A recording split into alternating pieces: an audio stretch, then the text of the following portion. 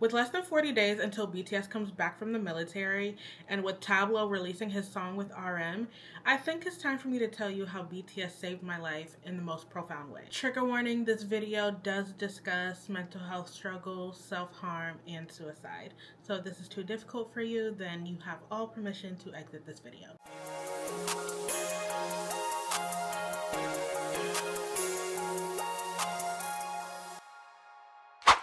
I never actually understood what people meant when they said music healed them, because for me, music was music. I listened to everything. Sometimes the music I listened to fits the mood.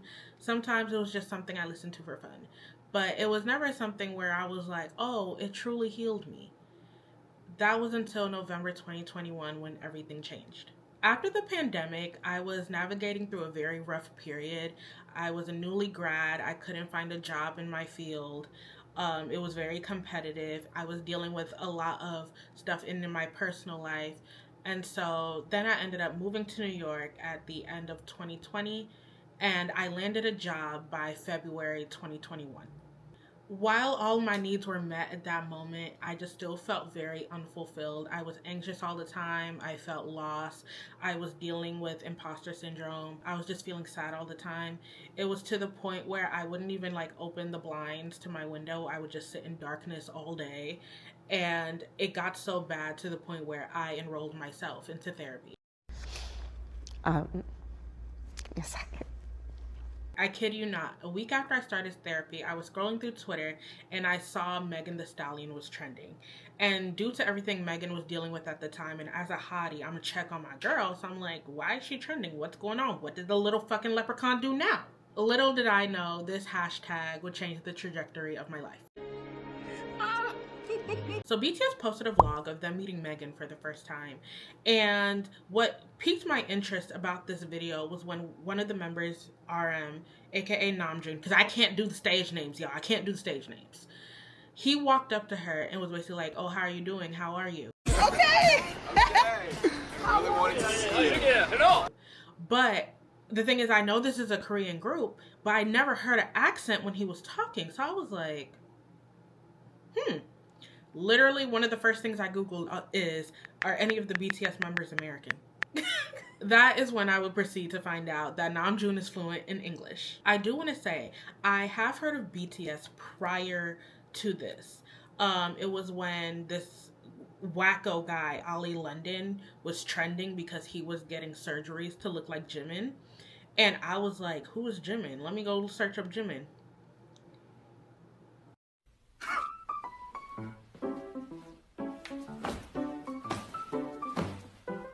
Ali, you could never. That face was handcrafted by God himself. You could never. That was my first introduction to BTS. But even with me knowing all of that and knowing Jimin is a part of BTS,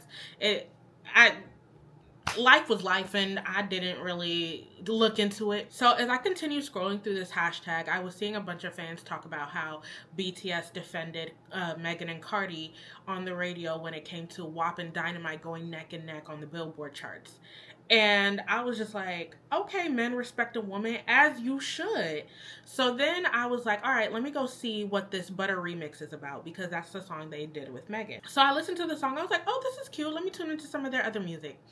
I did not know how diverse this fucking group was, y'all. It was like whiplash. I was like, whoa. But it was like a good type of whiplash. I love it. So I dove into their discography and I watched a couple music videos. And the music video that actually led me to being an ARMY was the I Need You music video. Because I'm the type of person that likes to look up music video symbolism and find out what music videos mean. And considering the nature of the I Need You music video, how you could tell they were struggling with mental health. It had a little bit of murder, stuff like that. I was like, what is the story behind this music video? Little did I fucking know I was gonna go down a rabbit hole after that. So the following week, I spent nearly every second after work just looking at BTS content, videos, interviews, their discography. And at this point, I was listening to their discography in order. So I started from Too Cool for School to Oh Are You Late Too, School Love Affair, Dark and Wild. I was going in that order, even though I did watch a couple of music videos a couple days before. But because I'm watching BTS content all on YouTube, there was a video that came up in my YouTube suggestions. I cannot talk today. In my YouTube suggestions titled Army Surprises BTS at Wembley Stadium. So naturally I click the video because it's like, what are we surprising? What's going on? So when I click the video, I see all 7 of them on stage giving a speech and they're about to go into their last song.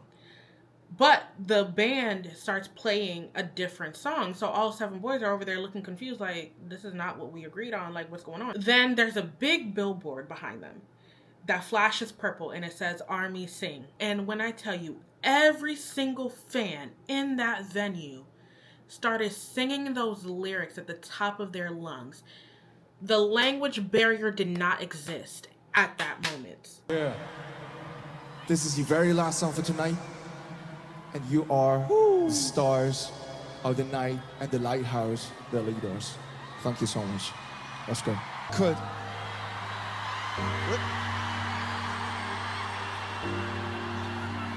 Huh?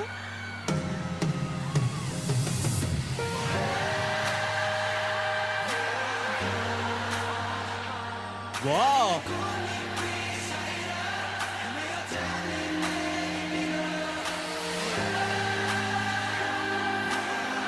아, 이거 반칙인데?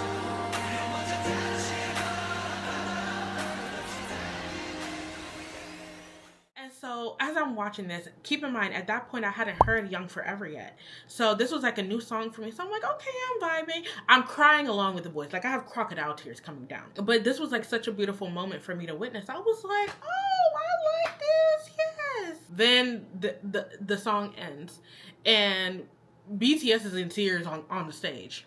But then they go into their last song, which is called Microcosmos. And you guys, this song was like the hug I didn't even know I needed. I was watching this and literally, like I said, I had crocodile tears coming down. It was flow after flow after flow after flow after flow.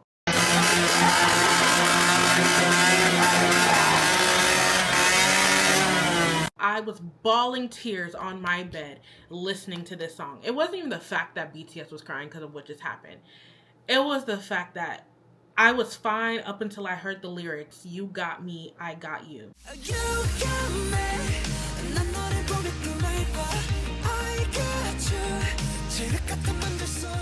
And for some people, that seems like the most simple thing ever, the most simple lyric. But for somebody like me who was going through so much emotions and not even knowing how to get past them, that felt like somebody understood me. Somebody was there for me. So that song has been my #1 BTS song ever since then.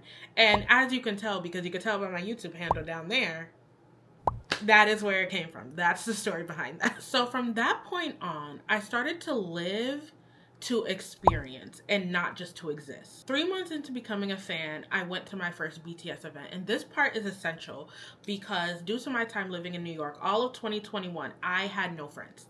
I had 0 friends because I was working remotely at home. All I had was my cousin, and then sometimes I will also hang out with my stepsister. But, you know, they both have their own lives, their own friends, things like that. So I was pretty much alone. And it was to the point where I just felt like, I don't know, maybe I don't really like New York.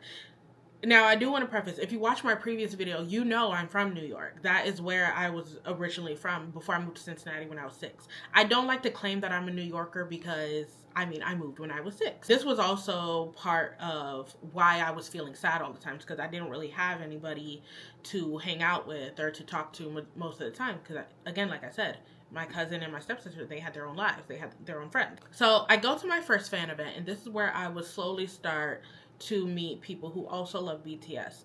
And ironically enough, I'm not friends with anybody from this first fan event anymore. There's some people that's in your circle that's telling you that they're your friends and they talking against your future.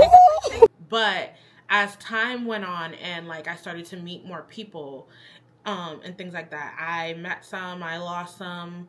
I gained more friends, but now I have my core group of friends who I do everything with, and we love BTS, but also we have so many other interests too. So it's like, it's amazing. I began experiencing things that I had never experienced before.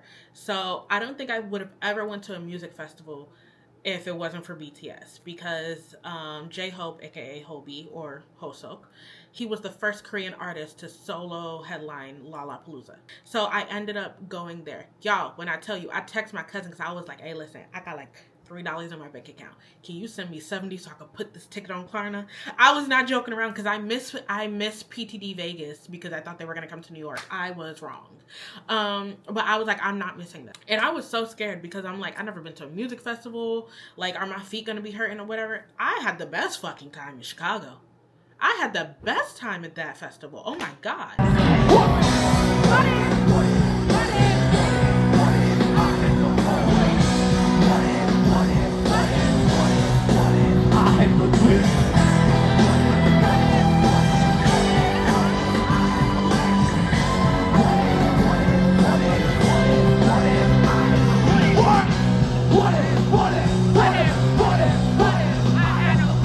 So I don't think I would have ever went to a music festival had it not been for them. I don't think I would have ever really went to concerts, or at least as many concerts as I do now. Because to me, I was just like, well, I don't really care to see anybody live. Boy, was I wrong. Like, even now, I'm over here like, what am I wearing to Beyonce? These 7 men taught me that life is worth living, and that there's always a light at the end of the tunnel. They have also taught me to romanticize every day and everything. So like, literally, if I'm taking a walk outside and I see a tree, I'm just so grateful. Like, you know, I'm alive to see this. I'm alive to experience nature. Even though outside is filled with bugs, it's like, I'm still alive to experience that. And that's a beautiful thing. Even though, again, it might seem so little, but for some people who struggle with mental health, they don't think about the little things. And I was one of them. I was just like, life is just lifing. I don't care. But now I could sit on my balcony and just like enjoy a glass of wine or something like that. And I'm just like, wow, I'm alive to experience this one little thing. I'm making this video now because Stop the Rain by Tableau featuring RM dropped a couple days ago. Now, for those who don't know, Tableau is a member of the Korean group Epic High. And he was also the victim of a vicious smear campaign just because people didn't believe that he got the degrees that he earned from Stanford in the amount of time that he did. They were trying to prove that he never went to Stanford and that there was no possible way he could get a bachelor's and a master's in 3 years. Mind you, I have friends who have literally done the same thing. Like, it's not hard. You got into Harvard Law? What, like it's hard? He also shares his experience with this whole thing on a podcast, which I highly recommend tuning into. But very much like BTS, especially BTS's rap line, which is RM, J-Hope, and Suga, he pours so much of his emotions into his music. So it's like, you have no choice but to get emotional when you listen to it.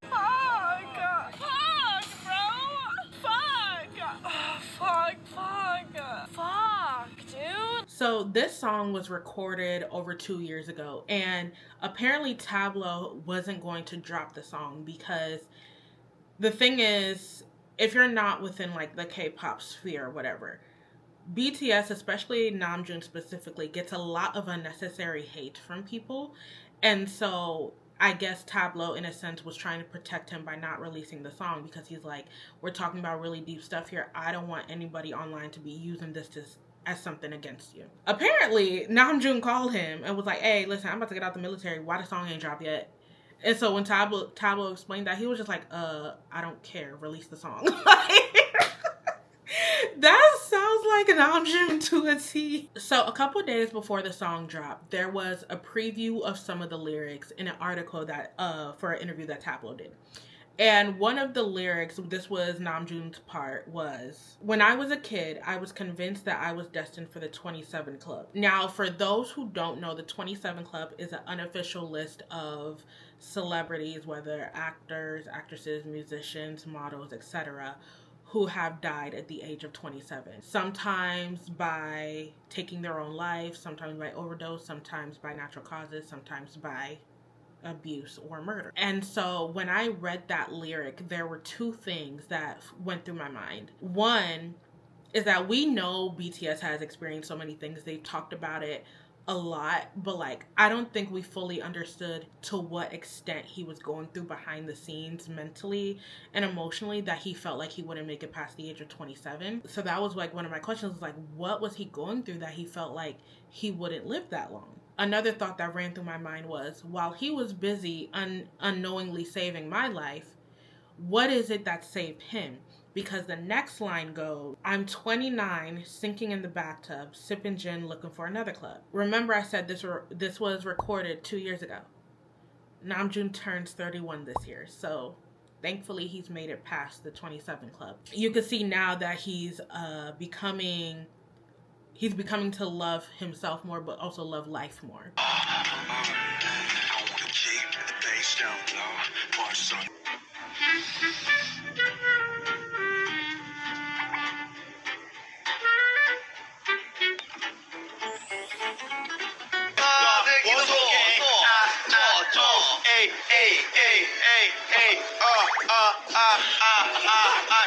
So hearing this reminded me of a live stream that he did in 2023 where there was a fan in the comments that said, I wish I was dead. And he read that comment and said he used to feel the same way, but he's realized that life is really beautiful. You wish you were dead.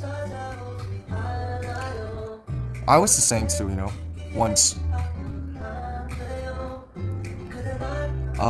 You know, I don't know what you're doing, like where you're from and what's your age, but you know, just believe me, life is really fun. It is worth living.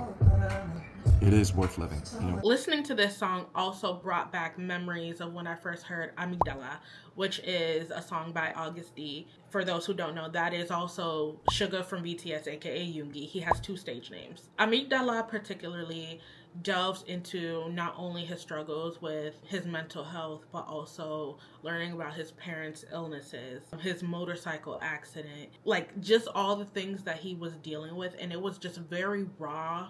And actually, like, if you watch the music video, there's a trigger warning on the music video. Like, YouTube put it on there, but also the company, because it's that deep to where he's telling his story. And some of the things, like, we knew because he's kind of mentioned it in other songs, but when you see it portrayed in the music video, you're just like, damn, I can't imagine what it was like to go through all of that. So the entire D-Day album is actually my favorite solo project because I relate to it so much. And there's a couple songs on there that speak out to me, Amygdala and Snooze. And last year, Yoongi was involved in a very overblown controversy. I'm not gonna say what happened. You can Google. That was hard on the fandom. I'm sure it was hard for him. Like it's just too much. But due to a situation in October last year that correlated with the previous incident, the entire fandom wanted to let him know, like, you know, we see you. We're here for you. And so we charted the song Snooze to I think it was #1 on the Korean charts or Spotify charts, I can't remember. But one of his friends, El Capitan, shout out to him, basically posted about it because I believe he was also a producer on Snooze. And I think this was El Capitan's way of letting us know that Yoongi sees us, because he went ghost on social media. Then again, he's been ghost since he got into the military, but he came to talk to us really quick when that situation happened, but we didn't know how he was doing mentally. But I think this was El Capitan's way of telling us, like, he's okay, he sees you guys, and thank you for this. Because we decided to chart that, I was in Thailand last year, and I was like, I want to get a BTS tattoo. Because these songs mean so much to me, I decided to get this tattoo in dedication to Yoongi. And while some people might think it's crazy, I don't give a fuck. So in Amygdala, one of the lyrics translates to, the never-ending trials fail to kill me, and once again I bloom a lotus flower. The background of this lyric is that lotus flowers bloom beautifully even in muddy waters. And in Snooze, one of the lyrics translates to, I hope your trials end in full bloom. And so that translated into my tattoo, where I have a moon here for Snooze, a lotus flower on top of that, and then I have the words dream in cursive on the side. Now, this part is in Snooze, but it's also in his song So Far Away. I have the piano chords for Snooze going down, and on the other side of my arm, I have Everything Will Be Okay in Korean, because in Snooze, that's one of the phrases he repeats so often.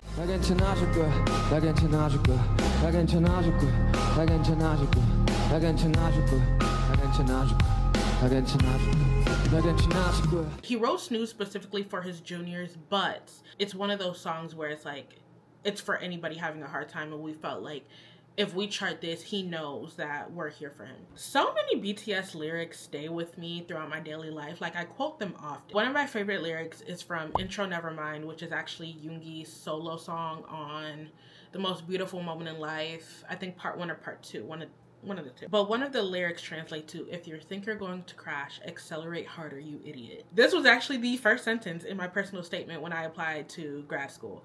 And due to the state of America right now, I will not be attending said grad school. But, you know, I got in. Another song that I adore and I think it's wildly underrated is Life Goes On. That song is off their album B, which is actually like one of my favorite albums. Dark and Wild is my top favorite album. B is my second favorite. But like the lyrics, some of them is in Korean, so I have the translation here. Like an echo in the forest, another day will come as if nothing happened. Yeah, life goes on.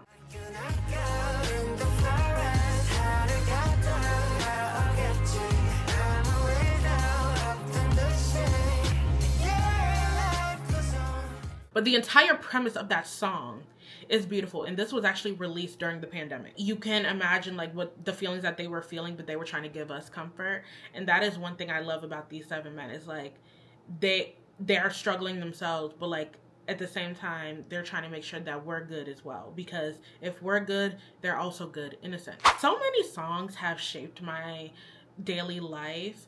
Like even Namjoon's Mono album, which he needs to release on vinyl. I will bully him into doing that. Microcosmos, I'm Fine, Just One Day, Piece of Peace, Face Off, Epiphany, Singularity. Like so much of their songs speak to me on a daily basis. Even with the language barrier, you don't even need the translations to feel the music. But when you look at those translations, it's like that, it clicks in your brain. I knew I loved this song for a reason. People often don't understand why I love BTS so much, and no matter how much I explain it, they still don't. But at the end of the day, it's okay, because life is like that sometimes. It's full of surprises, but also full of mystery. And what you are meant to understand, you will in due time.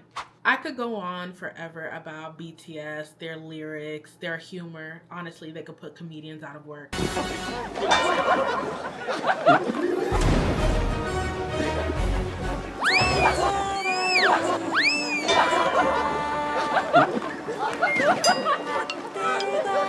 And the joy that they bring me, but we will be here all day. I never thought phrases like 보라해 and 아뽀방포 would mean so much to me, but here we are. 도현 씨, 저 보라해 알죠? 보라해. 아, 보라해 알죠. 되게 유명한 말이에요. BC가 만든. 어떻게 그 딱 떠오른 거예요? 아, 이때 당시에 이제 아미분들이 이 아미밤에 그렇죠. 그 보라색 천을 돋고 있어서 보라색으로 보였어요. 네, 그때 제가 멘트할 때 그냥 갑자기 생각난 건데 무지개가 있잖아요. 예. 근데 그 무지개를 뭐 청춘 아니면 인생이라 치고 마지막 색깔이 보라색이니까 마지막까지 아껴주고 믿고 의지하고 사랑해주고 좋아해주자라는 의미로 그냥 가볍게 이렇게 툭 던졌는데 이렇게 커질 줄 몰랐어요. 완전 지금은 그냥 맞아요. BTS와 아미끼리 주고받는 맞습니다. 최고의 언어죠. Also, this goes to say, just because I have such a deep love for these guys and they were able to pull me out of a certain place, that doesn't mean that I still don't have some days or weeks or months where I'm just sad and I want to sit in the dark and I don't want to do anything. That is inevitable, because according to my last therapist, I have mild to moderate depression. At least now. I was moderate to severe at first, but now I have moderate to severe anxiety, so that's fun. This also brings me to another story. Back in 2023, I ended up losing my job, and literally the next week, Jungkook was in New York doing his promotions for his solo album. And so I was like, okay, well, I don't have work. So I ended up winning a ticket to see him and Jimmy Fallon. I'm there bright and early, 7 a.m. Like, hey, mommy, I'm going to go see Jungkook and Jimmy Fallon. My mom is so funny. She was like, the way you're losing your job worked out well for you. So there was that, and then a couple days later he had a surprise performance in Times Square, and I ended up going to that as well. And that was literally an experience I never thought would happen, because when I went there, I was there with my friends, and then we ended up getting to move closer to where he was, so I got a good view.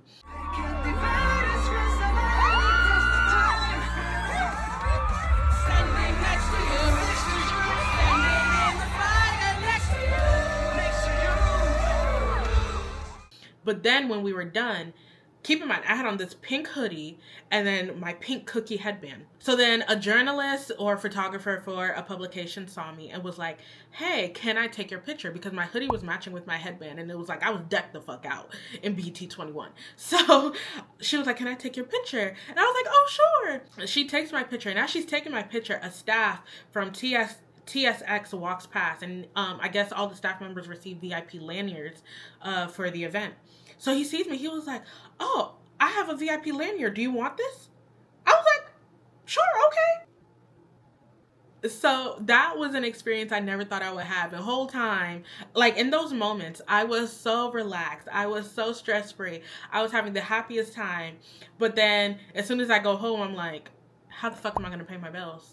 How am I going to make money? Like, what's going to happen? So in a sense, BTS saved me, but I also saved myself, because every day I'm working harder to become a better person and live a better life than what I lived yesterday. And so I'm thankful that in that moment where I was having my biggest battle with myself and with my mindset, there were people there who were like, hey, I live in a whole different country, but I'm here. And now whenever I feel like I'm on the verge of a mental breakdown, or I'm angry, or I'm just feeling so many things, I know that there is somebody in Korea, in the city of Seoul, who understands me. 여기 한국이라는 나라, 그리고 서울이라는 도시에 나를 이해해주는 누군가가 있다는 점을 꼭 기억해 주셨으면 좋겠습니다. I always stand by your side. I always support your life, what you do, what you eat, how you live. The people you love, always support it. Support your life, your dream, your wish, your hope, your sadness, your anger, your temper, your situation. Who would have thought that 7 men from Korea would build a force so big that it transcends language globally? And here I am, nearly 4 years later, waiting for my besties to come out the military so they can spill all the tea of what's been happening. I know Namjoon is just waiting to just tell us. November 11th will always be a special day for me, because that is the day Kim Namjoon, Kim Seokjin, Min Yoongi, Jung Hoseok, Park Jimin, Kim Taehyung, Jung Jungkook gave me the strength to keep on going. I could honestly talk about BTS forever, but we will be here all day, like I said. I hope you guys enjoyed this video, and please make sure to like, comment, and subscribe, and let me know if there's anybody in your life, whether with somebody you know or a celebrity, who has gave you that strength to keep living and to keep experiencing new things. Bye.